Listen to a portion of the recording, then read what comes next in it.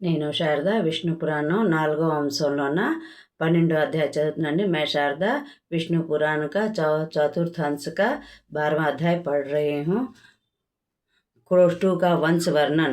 श्री पराशर जी बोले, यदुपुत्र कोष्ठु के ध्वजिनीवान नामक पुत्र हुआ। उससे स्वाति, स्वाति से रशंकु, रशंकु से चित्ररथ और चित्ररथ से शशि बिंदु नामक पुत्र हुआ, जो 14 महारत्नों का स्वामी चक्रवर्ती सम्राट था। उसकी 1 लाख स्त्रियां और 10 लाख पुत्र थे।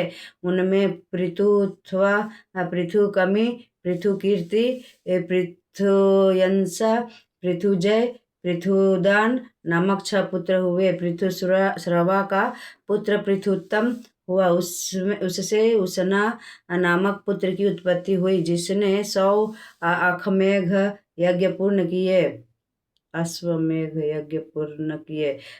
उसना से सीतपु नामक पुत्र हुआ, जिससे रुक्मकवच से परावृत, परावृत से रुक्मेशु, पृथु, जयामघ, वलित एवं हरित नामक 5 पुत्र उत्पन्न हुए। जयामघ के विषय में यह कहा गया है कि संसार में जितने भी स्त्री के वश में रहने वाले पुरुष होंगे, उनमें शैव्या का पति राजा जयामघ को सर्वश्रेष्ठ स्थान प्राप्त है। जबकि वह निसंतान थी, फिर भी उसके भय से पुत्र की इच्छा होते हुए भी राजा ने दूसरी शादी न की। अपने मित्र, पुत्र, स्त्री आदि सेना विहीन होकर वहां से भाग गए। उनके भाग जाने पर राजा ने एक राजपुत्री को देखा, जो अत्यंत व्याकुल होकर भय से थरथर कांपती हुई कहने लगी, हे तात, हे मात, हे भ्रात, मेरी रक्षा करो। उसे देखकर राजा अनुरक्त होकर मन में विचार करने लगे कि पुत्रहीन तथा वंध्या का पति हूँ। ऐसा प्रतीत होता है कि परमेश्वर ने संतान की कारण रूपा कन्या को उस समय भेजा है। मुझे इससे विवाह कर लेना चाहिए अथवा रथ पर बैठकर निवास स्थान पर ले चलना चाहिए। तत्पश्चात उसे रथ पर बिठाकर नगर को ले आए।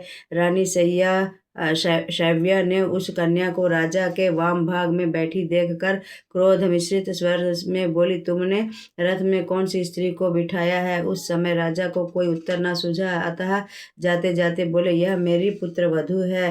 राजा के वचन सुनकर रानी कहने लगी कि मेरा तो कोई पुत्र ही नहीं, फिर यह पुत्र वधू कैसे हुई?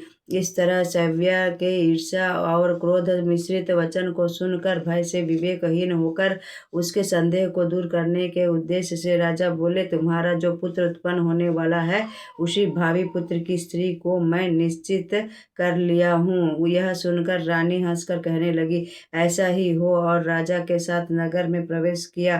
तत्पश्चात पुत्र लाभ के गुणों से युक्त होकर पुत्र जन्म विषयक वार्ता के प्रभाव से गर्भधारण योग्य अवस्था न होकर भी कुछ ही दिनों में शैव्या गर्भिणी हो गई तथा समयानुसार पुत्र की उत्पत्ति हुई।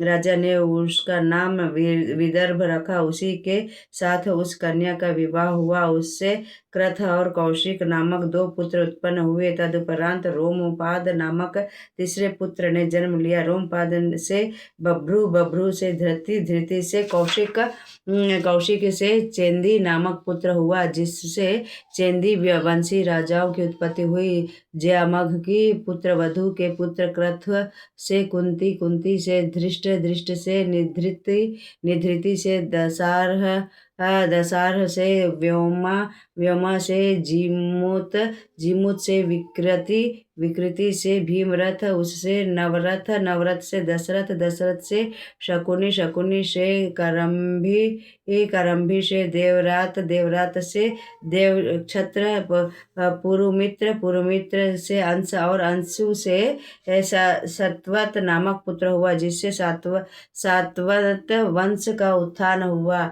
ये 12वां अध्याय समाप्त।